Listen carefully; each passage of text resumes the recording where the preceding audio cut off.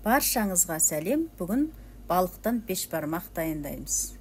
Көбінесе балықты қуырып жейміз, ал егерде семіз балық болса, қайнатып, қамыр салып жегенге не жетсін.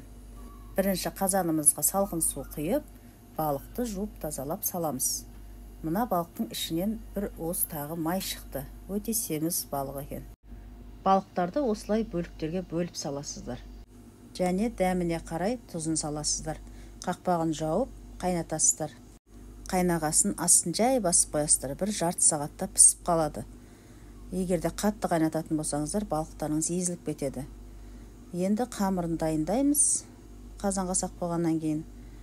Өйткені балығымыз тез піседі, біздің де қамырымыз тез дайын болу керек. Бір жұмыртқа салып, кішкене бір күлше ғана қамыр жазамыз. Енді үйдің адам санына байланысты. Бізге бір күлше жетеді. Жақсылап илеп, оны жазып аламыз. Дайындап қоямыз. Ал сол аралықта қазанға кішкене 2-3 картоп саламыз. Міне қазанымыз қайнады, көбігін аламыз. Және астын жай басып қоямыз.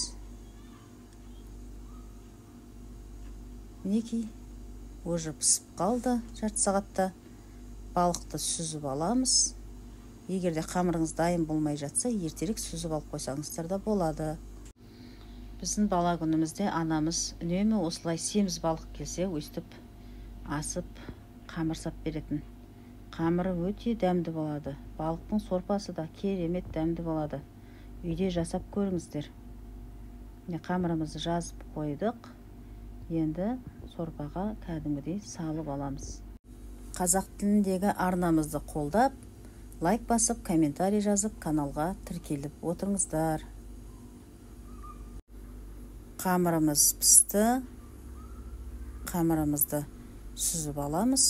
Мінекей, тамағымызда дайын болды. Ас болсын. Барлықтарыңызда осылай жасаңыздар. Жүректеріңізге тимейді. Кәдімгі диеталық ас десем болады. Келесі видеода кездескенше сау, саламат болыңыздар.